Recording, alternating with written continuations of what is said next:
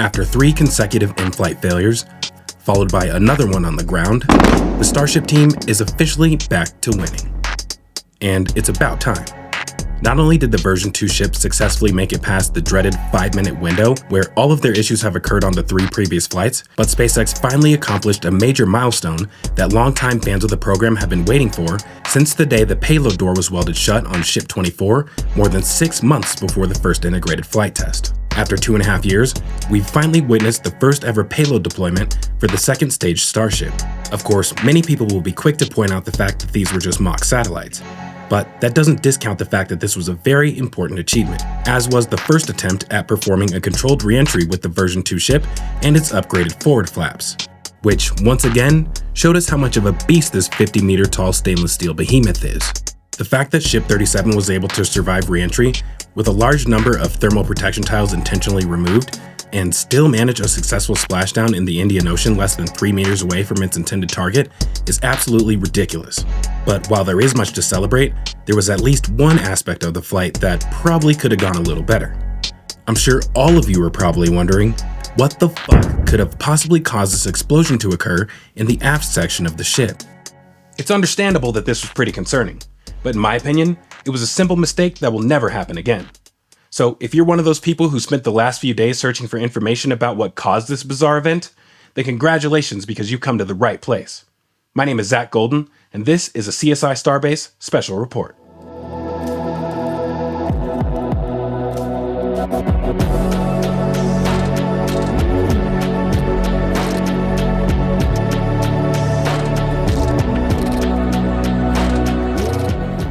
What up, Starship addicts? Welcome, and thanks for joining us.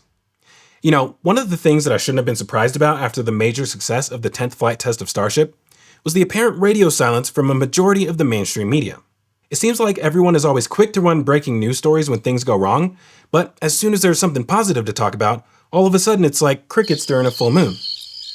So, as you can imagine, this time around, I really struggled to find any information at all from the major TV news outlets.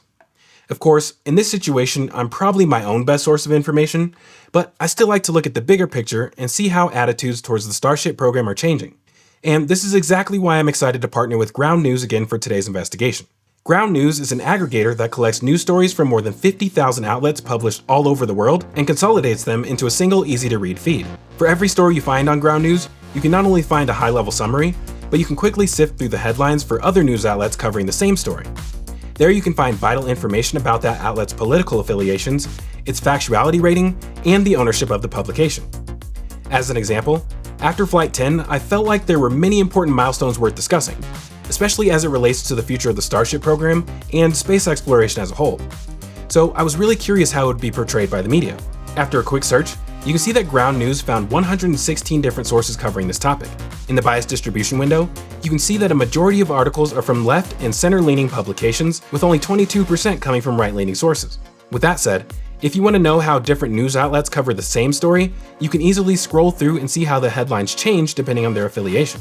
In this case, right-leaning sources tended to focus on the important milestones that were achieved during this flight test, specifically as it relates to deploying the first mock Starlink satellites. Meanwhile, from the left, it was also heavily portrayed in a positive light. However, you were a lot more likely to find headlines like this one, which highlight the fact that parts of Starship exploded during SpaceX's latest test flight. Now, I can't really hate on them for this. After all, that happens to be the main focus of this episode. Let's be real. That type of information is why most of you watch this channel. But I'm always surprised by what I learn when making these types of comparisons between the different ways each side of the media tends to cover certain events, which is one of the reasons I use Ground News every day. I also love features like their blind spot page, which shows you stories that are receiving disproportionate coverage in one political sphere versus the other. It not only helps me to make sure that I don't have these blind spots, but it actually helps me to better navigate social interactions by simply making me aware of things that I didn't realize were important to people with political affiliations that are opposite of my own. In today's political climate, I think that's continuing to become more important every single week, which is why I'm a big fan of Ground News, and I think you will be too. With that said, I'm excited to be able to make this incredible deal available to all the amazing supporters of our channel. Just go to ground.news/CSI Starbase to get 40% off the same Vantage plan that I use every day. Again, that's ground.news/CSI Starbase to get 40% off their Vantage plan to help you stay on top of the stories that you care about most. Alright, with that out of the way, let's get back to today's special report. Most returning viewers to the channel know that it's pretty rare for me to do quick response episodes like this. Normally it takes me several weeks just to finish researching relevant topics, so I'm able to provide the best information possible. But in the case of this seemingly random explosion that caught everyone off guard as Ship 37 was preparing for a reentry, I think the root cause is pretty straightforward and fairly easy to explain. As always, there's going to be a bit of informed speculation going on here, but I think by the end of this, you will agree that the situation might have been somewhat predictable in retrospect. Before we get into that, I think there are a lot of other interesting details from the latest launch that are worth discussing, so let's start with that first. As I'm sure most of you are well aware, the Flight 10 adventure didn't exactly get started off on the highest of notes, thanks to the first aborted launch attempt. One of the last things anyone wants to see, especially when traveling to view a launch in person, is GSE-related issues.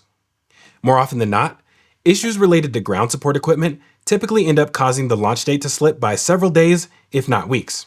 But not at Starbase. Here's a bit of random trivia for you. If a group of whales is known as a pod, and a group of geese is referred to as a flock, then what do you call a group of straight-up bosses who can pull off launch pad repairs 90 meters up in the air in less than 12 hours? Well, I asked Grok and he didn't seem to know the answer, but I'm pretty sure the correct term is the Stage 0 GSE team. Roughly 10 minutes into propellant loading, a leak developed on the fill drain line for the liquid oxygen supply on the ship QD. This immediately triggered an abort.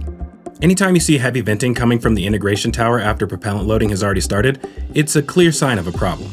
It's really weird that the tower venting just started. Oh gosh. Is this a scrub already? Within a few hours of detanking both vehicles and safing the pad, crews were already up on the tower diagnosing the issue. From my experiences in the oil and gas industry, repairs like this typically involve swapping out gaskets between pipe fittings and then pressure testing to make sure the leak is no longer present. In this case, the leak seemed to be in one of the braided stainless steel flex hoses, so a repair like that wasn't possible. Instead, they ended up having to swap out the entire flex hose. Honestly, I would have expected that this operation would take several days, mainly because of the fact that these hoses are extremely long and heavy.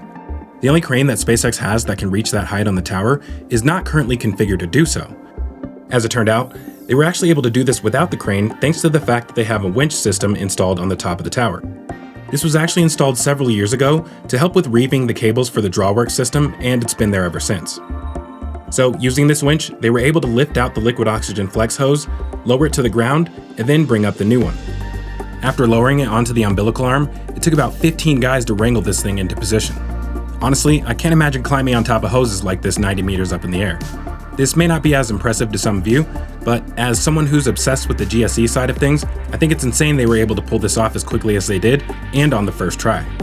They say teamwork makes the dream work, and thanks to the Stage 0 GSE team, they were able to proceed with their second attempt later that day. Unfortunately, as most of you know, thanks to weather conditions in the surrounding area, the launch was aborted for a second time.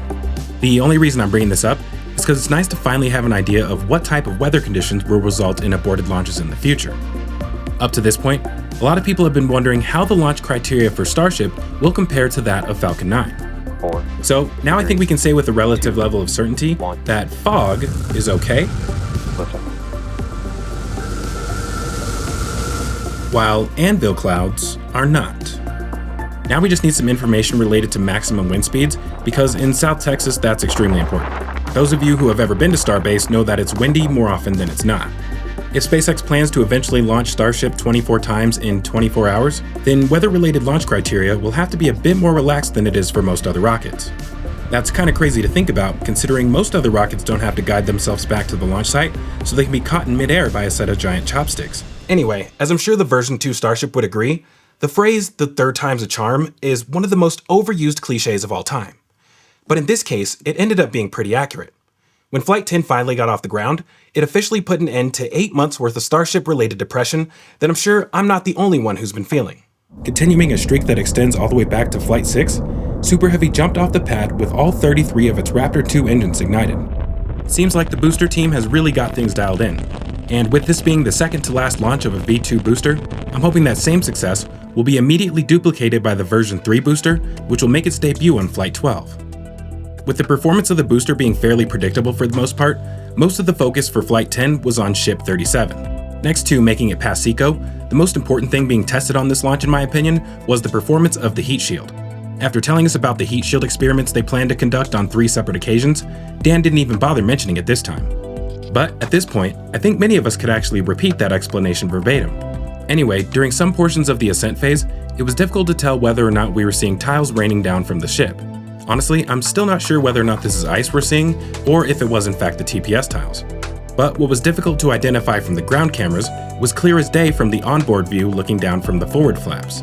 Shortly after passing through max Q, a large handful of TPS tiles ripped free from the aero covers on the aft flaps. Because of the perspective of this camera, it was hard to tell the precise location where these tiles were coming from and whether or not it would end up causing issues later in flight. But we'll come back to that later. 1 minute and 32 seconds into flight, Booster 16 lost a single engine from its middle ring of 10. Other than that, the boost phase was pretty much flawless. Next up was hot staging, which has also been carefully dialed in thanks to the cover that has been welded over the vents on the front side of the hot stage ring. This was the first time we have seen the booster perform a flip maneuver that looked identical to the previous flight instead of turning in a random direction. With that said, I still think it's pretty amazing the way the booster handled the flip maneuver before this upgrade was implemented. Flipping in an unpredictable direction and then immediately reacting to it in a way that made it look like it was 100% intentional was extremely impressive to say the least. Of course, this is in retrospect because we had no idea it was happening at the time. The one thing about this change that I don't like is that it eliminated the role of the grid fins during hot staging. Instead of turning the grid fins in an attempt to influence the direction of the flip, they now remain in a neutral position. I always thought the way they were attempting to redirect the flow of hot exhaust gases from the ship was really cool. But by keeping the grid fins perpendicular to the flow, it seems to have reduced the likelihood of the fins being warped as we've seen in the past. If you're the type of person who enjoys flow visualization and fluid dynamics, then watching this in slow motion is an absolute must. On the version 3 boosters, these grid fins will be mounted a few meters lower, which will move them further out of the path of the ship's exhaust plume. This will reduce the thermal load they experience even further, and should significantly increase their operational lifespan in the process. I think this will be good for the aft flaps as well. One thing I did notice after hot staging was the coloration at the bottom of the flaps, which is a clear indication of some interaction with the plume during hot staging. But other than some cosmetic damage, they seem to be in perfect condition otherwise at this point. So I still don't think there's any evidence to suggest that hot staging is causing issues with the ship. After hot staging was of course the boost back burn, which again seemed to perform flawlessly minus the engine that failed during the ascent phase and was unable to relight for boost back. With the decision to perform a water landing instead of recovering the booster, SpaceX has been able to test out different flight profiles for the booster without having to worry about causing damage to the infrastructure at the launch complex in the event of a failure. This ended up being a very smart decision on Flight 9 when they attempted to drastically increase the angle of attack during the glide phase. Trying to wrap your mind around what they mean when they say a higher angle of attack is a bit counterintuitive. Thankfully, we have the perfect visual aid to help explain this. So, as the booster is falling through the denser parts of the atmosphere, if the aft end is pointing towards the launch site, then this would be considered a low angle of attack. I think naturally you would imagine this to be a high angle of attack, which is why I say it's counterintuitive. In this orientation, the cross-sectional area in the direction of the oncoming airflow will be about as low as it can possibly get. Therefore, it will have minimal drag and will retain more of its velocity as it's descending. The closer the booster is to being parallel with the ground, the more of its body is exposed to the oncoming airflow, which generates more aerodynamic drag. It's kind of like belly flopping with the ship. The more you increase the angle of attack, the faster it's able to decrease its velocity. So the goal is to shed as much speed as possible during this phase so that less fuel is required to slow it down to a hover during the landing burn. But there are a few downsides to this. For one, you can end up with a lot of turbulent airflow curling over the front side of the aft section. This can cause aerodynamic instability and affect the ability of the grid fins to make precise adjustments. The other issue is that it can impart some extreme forces along the length of the booster, which will make it want to flex and bend upwards. Of course, the structure of the vehicle is designed with this in mind, but there are some limitations. On Flight 9, this maneuver created immense stress on the fuel transfer tube, which caused it to rupture, and ultimately led to the airburst we witnessed at the start of the landing burn. This time around, by reducing the angle of attack, they were able to bring the structural loads back down to a manageable level. Unfortunately, without the telemetry diagram to show the booster's orientation during this phase, it's virtually impossible to make any comparisons with Flight 9. But it must have worked out pretty well considering it didn't explode this time. Another experiment that SpaceX attempted on this flight was intentionally disabling one of the 3 center engines during the final phase of the landing burn and using an engine from the Ring of 10 as a backup. Those of you who are returning viewers to the channel will remember when I explained why the design of the booster's landing tank prevented them from being able to do this in the past. Long story short, the center engines pull from the bottom of the landing tank, whereas the middle ring of 10 pull from the side of the tank. So once the fluid level drops below this point, they would no longer be able to operate those engines. Thanks to some amazing shots by a Starship gazer, after Booster 13's aft section was recovered from the ocean floor, we were finally able to learn how they enabled engines from the ring of 10 to serve as backups to the 3 center engines. Looking at this image, you can see a pipe that extends through the side of the landing tank and then turns down to the bottom of the sump where the inlets for the center engines are located. This is essentially acting as a straw to allow the engine from the middle ring to pull liquid oxygen from a lower position in the tank than it would be able to otherwise. There are 3 brackets around the edge of the sump, which is an indication that there are 3 of these straws in total. So if engine 1 fails, then engine 4 will take over. I think engine 2 is paired with engine 7, and engine 3 is paired with engine 11. Part of the goal here is to make sure that the backup engines are able to provide near identical control authority as the engine they are taking over for. This probably makes it a lot easier for the flight computer to make proper adjustments to the thrust vector control system as quickly as possible. Overall, this test seemed to work out well during Flight 10 and is an important step towards improving the reliability of Super Heavy in the future. The last thing you would want is for the loss of one of the center engines to result in a crash landing back at the pad. So you can think of this as an emergency backup system, which ideally should never have to be used. Returning to Booster 16, the one issue you may have probably noticed during the landing burn was that one of the grid fins appeared to be stuck in a fully rotated position. I've seen some speculation that this may have been intentional and possibly related to testing the performance with 3 grid fins for the version 3 booster. I think if this was the case, they probably would have mentioned it during the broadcast. Beyond that, it was working fine as the booster was descending through the atmosphere, so it may have just gotten stuck in this position when the camera turned away. During the landing burn, attitude control is primarily handled by the TVC system instead of the grid fins, so this may have not resulted in any problems had they attempted to land back at the launch site. Hopefully we get some additional information from SpaceX about the accuracy of this final touchdown and whether or not this would have resulted in an aborted landing. I'm still really curious how they will handle last-minute abort situations if they ever come up in the future. Alright, now let's turn our focus back to the ship, which was easily the star of the show. I know I'm not the only one who was glued to the screen during the second stage burn, looking for any signs of potential problems. Thankfully, Ship 37 managed to make it to SECO without any Raptor-related problems, becoming the second V2 ship to do so. That's now a 50% SECO success rate for the V2 ship, with 1 flight remaining to improve that to 60%. A pretty cool detail that was pointed out to me by Chameleon Circuit from the Ring Watchers is that you can actually see the RVACs drop several inches after shutdown. I'm fairly confident that this is something that happens with most rockets, but we rarely get to witness it firsthand. This compression is one of the reasons why it's important to have flexible bellows on the RVAC plumbing to allow this to happen. Without this, the plumbing would likely be compromised and develop leaks in the false ceiling of the aft section. These RVACs do not have thrust vector control actuators, but they do have similar TVC mounting hardware as the center engines to allow them to move around without damaging the plumbing. Another thing from Flight 9 that I was also on the lookout for here was the hot gas that appears to be venting through the false ceiling.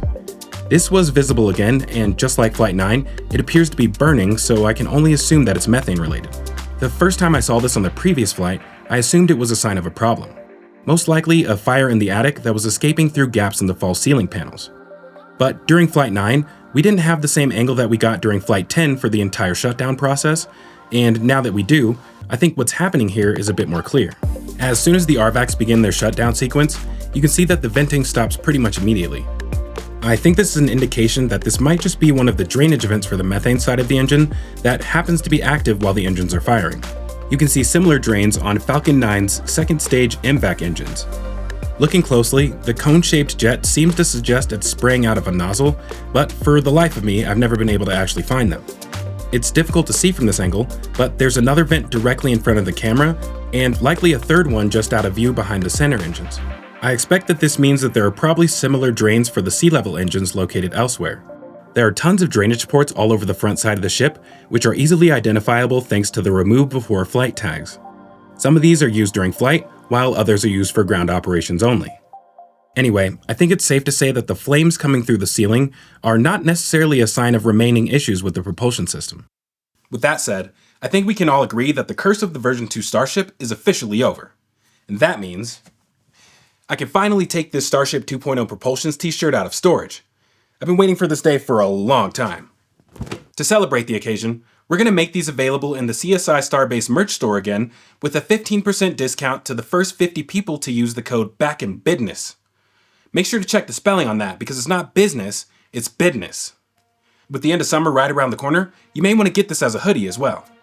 After SECO, the next event, which ended up being a major milestone, was the first ever deployment of a payload for Starship. I'm really glad this ended up working, because after Flight 9, people were throwing a lot of shade at SpaceX for not being able to design a door that could open in space. As it turns out, most people who commented on that fact were lacking a pretty important piece of information. Thanks to the post-incident report from Flight 9, we learned that the most probable cause of the failure of Ship 35 was related to a diffuser on the tank pressurization system. This is the autogenous pressurization system for the fuel tank that uses vaporized methane from the Raptors to maintain pressure in the tank. I think for most of us, the explanation of the failure seemed pretty vague until they actually showed footage of the incident during the Flight 10 broadcast. In case you missed this little detail when it was shown, you can see the injection port for the pressurization system right here. After the pipe is ruptured, the hole that is created is pointed directly at the camera. This is hot methane gas spewing from the valve at this point, so it's a bit difficult to see, but it does make the camera focus look a bit blurry. Eventually, frozen methane gas began to enter the payload bay of the ship, which all of us witnessed on Flight 9 without being aware of what we were seeing. With a large volume of gas leaking out of the tank into the payload section, the internal pressure of the nose cone was far higher than it should have been. They attempted to bleed off the excess pressure, which resulted in a loss of attitude control as the vent was essentially acting as an RCS thruster. Another consequence of this unexpected pressure differential was the inability to open the payload door. This door is designed to open while the pressure is essentially equalized on both sides of the door. So if you have a higher pressure inside of the payload section, it's not going to open. After finding a way to mitigate the issue and successfully prevent it from occurring again, they were able to fully depressurize the payload bay and open the door for the first time in space. Shout out to the teams who designed this and have been waiting for nearly 2 years to see it perform as expected. Their patience was certainly rewarded, and I think the same can be said for the team responsible for the Starlink Pez dispenser system. This was really cool to see in action, as Ship 37 deployed 8 Starlink simulators into space for the first time. This is a pretty clever design, with 2 satellites on each level of the rack. They're pushed out one at a time, with the rear satellite being used to push out the one in front. After this, the rear satellite retracts, and then whatever mechanism is locking it in place is released as it's pushed forward again. After the first pair of satellites are deployed, the latch mechanism on the rack releases the bottom pair of satellites, locks around the pair above, and then lifts up the entire rack while the 2 satellites sitting on the rail are deployed. Looking back on this animation created by Chameleon Circuit more than 2 years ago, it's pretty crazy how accurate this turned out to be after finally seeing the real thing in action. An interesting detail that I certainly didn't expect was for the ship to be rotating throughout the payload deployment sequence. This may explain why the second satellite appeared to collide with the top of the doorway on its way out. I'm not sure if this was intentional rotation induced by the reaction control thrusters, or if there was some other mechanism behind it. If intentional, they may have been attempting to disperse the simulated satellites in a way that would prevent them from colliding with each other. But the weird part about this is they were deployed in front of the ship instead of behind. Throughout the deployment, the ship is rotating in a direction that would cause the satellites to end up floating somewhere above the ship by the time it returns to proper orientation. I hope we get some additional information about why it was performed this way, because I'm not sure why they weren't pushed out directly behind the ship. All of the official animations we have seen up to this point seem to suggest that's how it would be done, but I guess that's just a matter of perspective. Anyways, it's possible that by the time Ship 37 began to reorient itself, that the satellites would have already floated a safe distance away from its personal bubble. If not, I don't know how they would avoid a potential collision without using reaction control thrusters to push the ship in the opposite direction away from the satellites before reorientation. Huge shout out to morethan3d.com for providing these models for us to use in these explanations. They are definitely a tremendous help. If you want to pick one of these up for your own collection, then make sure to check out their website. I'll put a link to that in the description. Following the successful payload deployment, the next objective was a relight of a single engine which occurred just 38 minutes into flight. This was an important test to make sure the engines will be able to successfully perform deorbit burns in future missions. The burn lasted for less than 2 seconds, but this should have been enough to get the ship a significant distance in front of the satellites to eliminate the possibility of a collision during reentry. I know many folks have speculated that one of these satellites may have collided with the aft flap. It's hard to find any evidence of that, but if it did occur, then it probably would have happened during this time. We can actually see a shiny object float by in the middle of the relight burn, which could be one of the Starlings. But the shape doesn't appear quite right to me compared to the view that we had as they left the payload door, so I think it's more likely that this is just one of many large sheets of ice we saw fall off the vehicle. My favorite part of the engine relight was seeing it punch a hole through the gas plume surrounding the ship. I've always wished that SN11 would have been able to do that with the fog. Alright, so after this point is where things started to get a bit spicy. 2 minutes after the engine relight test, we got our first view of the aft flap on the left side of the ship. It's hard to establish directions, but this would be the left side if you're looking down from the tip of the nose cone. The last time we saw this flap was 11 minutes into flight. By the time we saw it again at 39 minutes and 55 seconds, the bottom of the flap was clearly mangled. It's certainly possible that this was hit by one of the Starlings, but I think there is a more probable explanation. The earliest sign of damage to this flap actually became visible just before the engine relight test. If you compare this to footage from several minutes earlier, we can see that there was something hanging down below the skirt. It's not much, but there's definitely something there.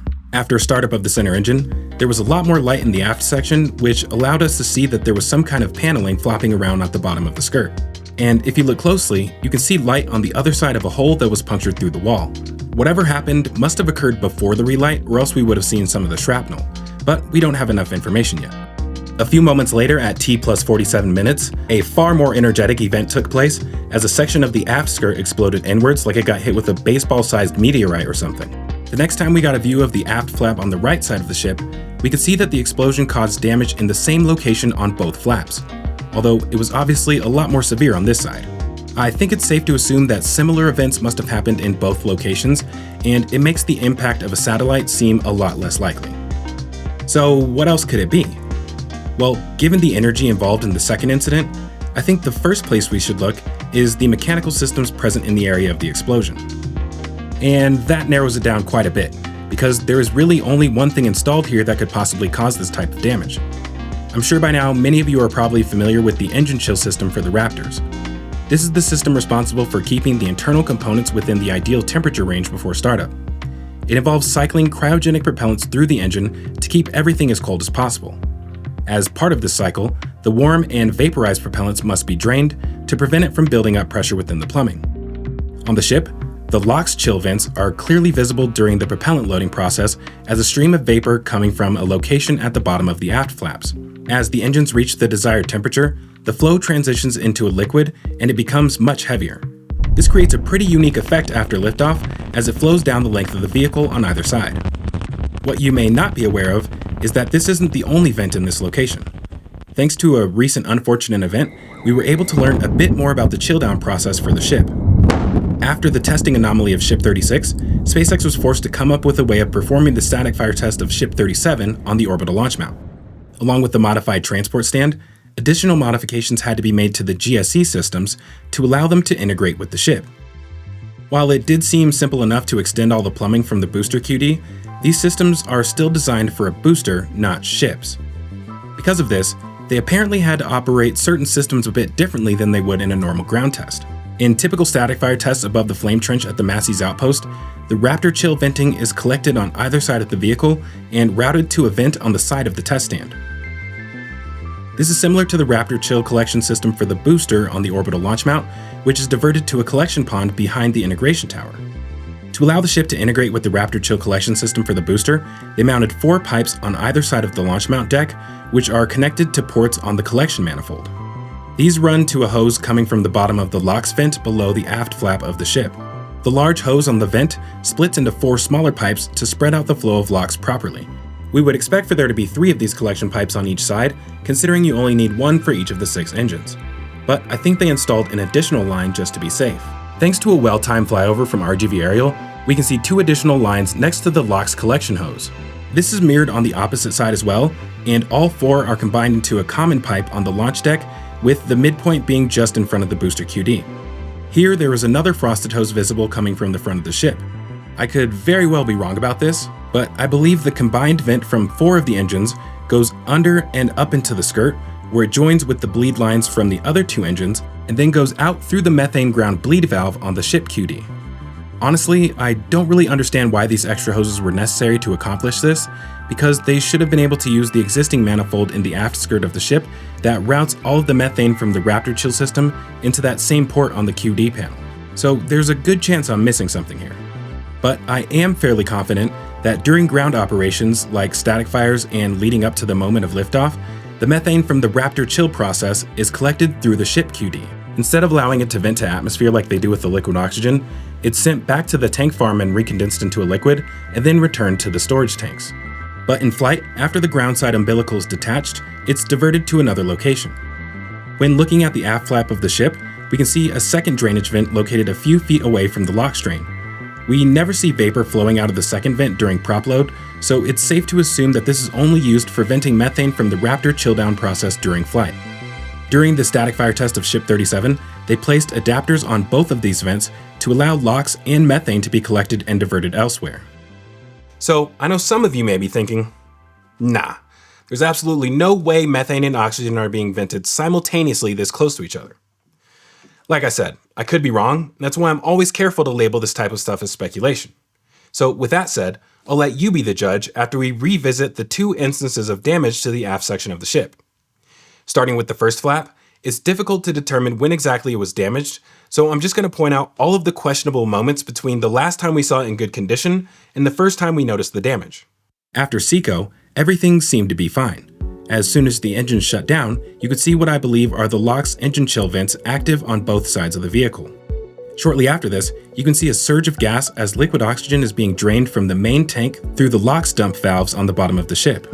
There are 3 of these, one between each of the RVAC nozzles. Many of the bright flashes we see after the ship reaches orbit come from these valves opening and closing as they drain liquid oxygen from the tank in cycles over a period of about 30 minutes. So just keep in mind that anytime they're active, it's creating a highly oxygenated environment behind the ship. The first sign of something odd was the vibrations seen coming through the camera in the payload bay after Starlink deployment. But this could have just been a result of the forward flaps doing their thing. You can actually see them moving in the 3-dimensional telemetry diagram. After that, we notice a weird orange glow when looking at the forward flaps, which appear to come from the aft end of the ship. We also notice this glow when looking at the aft section camera.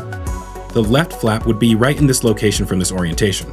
Given that the glow is only coming from one side of the ship, I'm curious if there's a chance that there may have been some kind of fire fed by the LOX and methane Raptor chill vents under the aft flap. I should point out that some of the CSI agents I've discussed this with believe that this is just the gas plumes catching the first glimpses of sunlight. The next event to occur was the single-engine Relight, which, as we previously established, the flap was already damaged by this point based on the puncture visible in the skirt. Unless the flap was hit with a Starlink, I think the only other possibility is that there was a rupture of one of the Raptor chill bleed lines. Thanks to this overlay from Chameleon Circuit, we can confirm that the liquid oxygen vent should have been directly behind this puncture. The methane vent is a little bit more to the left, and we don't see any damage in that location. We have seen examples of liquid oxygen freezing inside of drainage vents in the past. The liquid oxygen dump on Flight 6 was a really good example of that. At least one counter-argument to this theory is the fact that I can't imagine how this pipe could experience an overpressure without also causing damage to all of the engines that are connected to this vent. Maybe a simple check valve is enough to prevent that from occurring, but I'm not so sure. If it did happen the way I described, then that must have taken a pretty incredible amount of pressure to rupture the pipe and cause this much damage to the aft flap. Over the next few minutes, there were many bright flashes as the LOX dumps continued to do their thing. At T plus 41 minutes and 16 seconds, we have the first potential sign of the beginning of the chill down sequence for the methane side of the engine. When we slow this down, you can see a ball of fire appears to shoot out from the location of where that vent is located. Unless there was already a fire present, I think this may have been ignited by the hot plasma, which is just starting to become visible. For the sake of providing an alternate theory, this could also just be the initial flash of plasma formation. Honestly, I'm probably in the same boat as a lot of you when it comes to not fully understanding the physics behind that. A few minutes after this, we arrive back to the main event. Once again, slowing this down, you can see the liquid oxygen chill down vents actively bleeding pressure from the Raptor engines as they begin to prepare for the landing burn maneuver after re-entry. The one closest to the camera appears to come from a single opening, whereas the one on the opposite side seems to be venting from multiple locations, likely as a result of the damage sustained to that pipe a few minutes prior. One interesting detail immediately before the explosion is a small piece of ice that shoots out from the location where the methane pre-chill vent is located. For reference, the RVAC that we can't see from this angle, E4, and the one on the right, E6, are both on the leeward side of the ship. In other words, the camera is looking towards the front side of the ship. So the ship QD would be a few meters above this liquid oxygen drain. The vaporized oxygen is flowing out into the wake of the plasma, which is why it's curving outwards in this direction. When we look at this in slow motion, you can see the ball of ice as it's ejected outwards. I think this may have been the methane vent opening up and pushing out the ice that was clogging the drain. On the near side, you can see blue gas begin to pulse into the flow of liquid oxygen. In my opinion, this definitely seems to be coming from the second chill down vent. If so, it appears to be struggling, and the pulsing that we see in the flow could be a sign that it's partially clogged. As the flow of these two gases continues to mix in the wake of the plasma, all of a sudden we get a huge flash followed by a massive amount of debris. Whereas the other side of the vehicle was simply punctured, the damage on this side was significantly greater. This may be another indication that the first incident was exclusively a rupture of the LOX chill vent, while the second anomaly was a methalox mixture from both vents. In my opinion, it definitely looks like it's flashing all the way back to the source after coming in contact with the hot plasma. One thing is for sure, this is incredibly bizarre, and I can't help but to wonder if we would have seen a similar explosion on the opposite side had it not already sustained damage 10 minutes before this point of re-entry. A logical question you might have is, why didn't this happen on the version 1 ship? Well, that's actually a really good question, and I think it might be a fairly simple explanation. The version 1 ship had similar vents for both methane and oxygen, but they were located a few degrees in front of the aft flaps instead of being hidden inside of the aero covers. There was also nearly double the amount of spacing between them. It's possible that by being in this forward location versus just a few inches away from an area that has to be protected with TPS tiles makes all the difference. Being tucked under the flaps might look pretty cute, but it may also allow gas to become trapped and recirculate in the area under the aero covers, so that's something to consider as well. The good news is, if this occurred the way I described, then I think there is zero chance we will ever see it happen again. They will either stop venting both gases at the same time, especially during re-entry, or, I don't know, maybe move them further away from each other if that's unavoidable.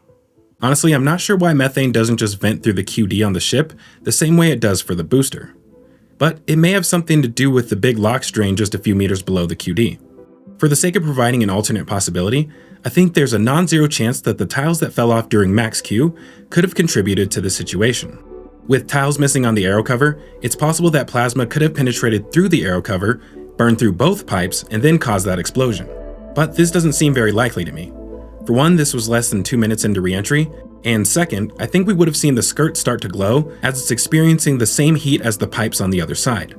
And 3, I believe the tiles that fell off were closer to the middle of the aft flap instead of near the bottom. Anyway, continuing on, you would think damage like this would have catastrophic consequences, but apparently it was barely an inconvenience. Despite its injuries, Ship 37 performed phenomenally during re-entry.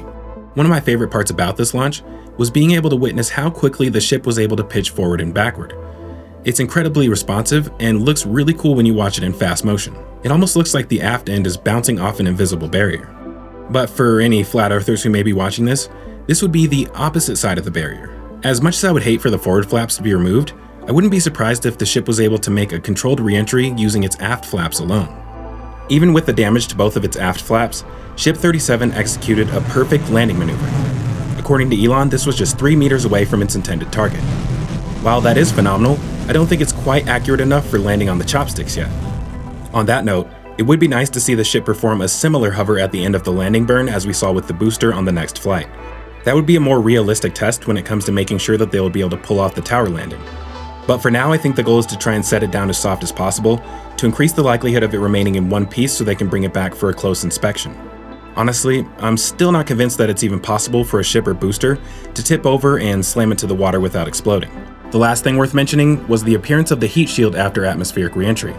Needless to say, this looks kind of crazy and is vastly different from what we saw during Flight 6. Despite that, it's nowhere near as bad as it looks. As Allan explained in a post on X, the orange coloring is a result of some of the metallic test tiles placed on the ship, which experienced some extreme oxidation during re-entry. You can see an example of one of those tiles in this fantastic shot from Jack Beyer. It's funny how many people believed that these tiles were completely burned off during re-entry, even after looking at these images where the outline of the individual tiles is still clearly visible. E went on to further explain that the white areas on the nose cone and along the center line of the ship are from the insulative materials in the areas where the tiles were intentionally removed. It seems like that test worked out extremely well. This will make Starship incredibly resilient to the loss of tiles in critical areas. It will be interesting to see whether or not SpaceX continues to use the metallic tiles in the future. If so, then seeing these orange ships is something we will likely have to get used to. It certainly adds a bit of character. The only real area of concern I can see is at the bottom of the aft skirt, where it appears that the plasma was able to completely burn through the tiles. But I have a feeling that this probably would not have occurred if they weren't going for such an aggressive re-entry profile. If they can prevent moments like this from happening, where the ship apparently bounces off of the firmament, then it will probably keep the tiles in that location from burning through. Either way, I'm sure the TPS team was extremely happy to finally get some data on all of the experiments they've been trying to conduct since January. I hope they were able to learn what they were expecting to without actually being able to perform a hands-on evaluation. I think the best way for them to analyze the aftermath will involve taking a little bit of risk and praying the landing hardware is in good enough condition after re-entry and attempting to bring it back to the launch site on Flight 11. If not, then they will probably end up waiting at least until Flight 13 to give the version 3 ship a chance to get a few successful flights under its belt. Overall, this flight was a massive relief, and I'm glad the ship team finally has something to celebrate. So if any of y'all happen to watch this, then congratulations on completing an excellent redemption arc. I can't wait to see what comes next. If you enjoyed this episode, then do me a favor and hit that like button.